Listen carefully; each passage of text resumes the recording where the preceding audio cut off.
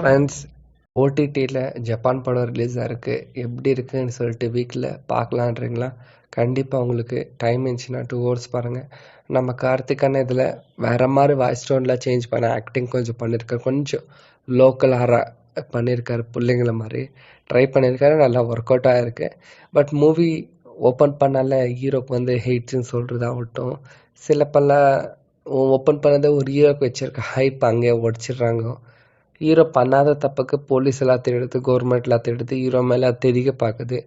Hero வந்துட்டு அதில் எப்படி சர்வைவல் ஆனார், கூட இருக்கிறவங்கள குழி பறிக்கிறாங்கோ, அது ஹீரோக்கு வேலை தாங்க முடியல. பட் அது இருந்தாலும் வந்துட்டு தம்பி மாதிரி ஒருத்தன் டிரைவர் வச்சிருப்பான், அவனும் குழி பறிச்சிருவான். போலீஸுனா போலீஸும் குழி பறிச்சிருவான். எல்லாரும் குழி பறிச்சுட்டு என்ன ஆகுது? லாஸ்ட்டில் ஹீரோ என்ன பண்ணார்?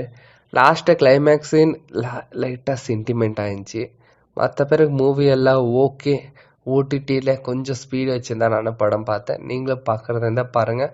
மூவி ஒன் டைம் வாட்சபிள் தான். ஓகே ஃப்ரெண்ட்ஸ், நம்ம ரிவ்யூ எப்படின்னு சொல்லிட்டு கமெண்ட் பண்ணுங்கள், சப்ஸ்கிரைப் பண்ணுங்கள். தேங்க்யூ, நன்றி.